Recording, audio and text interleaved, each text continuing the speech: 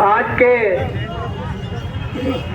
श्री बीरी गोखला सिंह जाट जी के बलिदान दिवस के उपलक्ष्य में आयोजित इस गोष्ठी में पधारे हुए सभी अखिल भारतीय जाट महासभा के पदाधिकारीगण और जनपद आगरा के सभी समाज के सम्मानित बुजुर्गों, नौजवान साथियों और आज इस गोष्ठी में पधारे हमारे मुख्य अतिथि देवीदान मौर्य जी, अखिल भारतीय जाट महासभा के राष्ट्रीय उपाध्यक्ष परमादरणीय कुंवर शैलराज सिंह जी, सभी जिलाध्यक्ष हमारे कप्तान सिंह चार साहब और उनकी तमाम कार्यकारिणी और साथियों,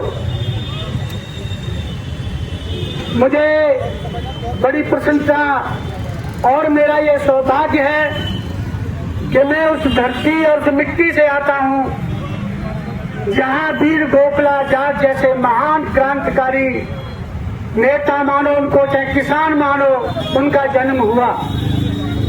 मैं सभी विद्वान वक्ताओं की जो अपने विचार रखे सभी से सम्मत करते हुए, क्योंकि माननीय मंत्री जी को बहुत देर हो गई, उन्हें कहीं जाना है, 1-2 मिनट में अपनी बात समाप्त करना चाहूंगा। साथियों, यहाँ बहुत सारे इतिहासकार भी आए हैं। बड़ी प्रसन्नता की विषय है कि जाट विभूतियों को याद किया जाता है,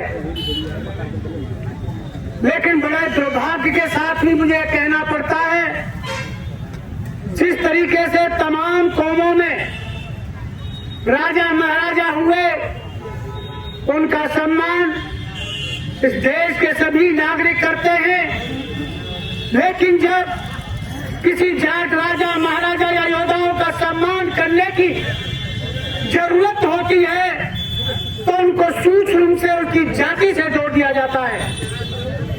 क्योंकि जाट चाहे राजा हो चाहे योद्धा हो, उन्होंने किसी एक जाति के लिए कार्य नहीं किया था।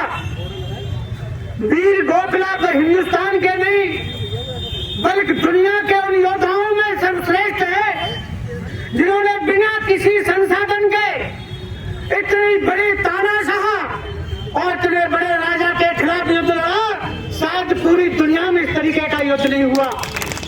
पानीपत का युद्ध मात्र 2-3 घंटे में समाप्त हो गया था, लेकिन वीर गोखला ने सन 1666 से लेकर के और 1670 तक लगातार 5 साल औरंगजेब की सेना से युद्ध लड़ा।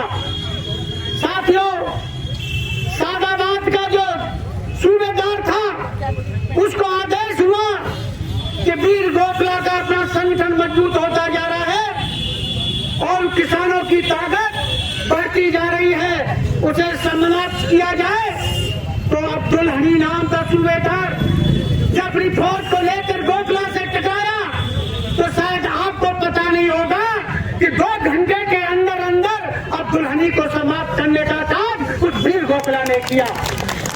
उसके बाद में लड़ाई थम गई और ने बहुत कोशिश की।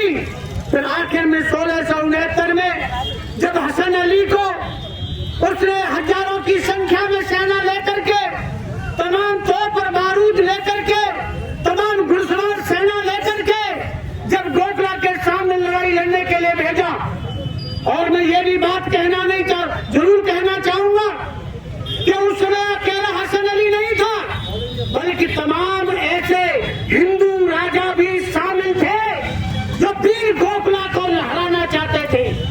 क्योंकि हमारे हमेशा देश में खून है, ये गद्दारी बहुत सारे लोगों ने समझ में पर की है, लेकिन ये जाट कौम ऐसी है जो अपने वतन के ऊपर मरने वाली, अपने कौम के ऊपर मरने वाली, अपने समाज के ऊपर मरने वाली कभी धोखा देने का काम नहीं करती है।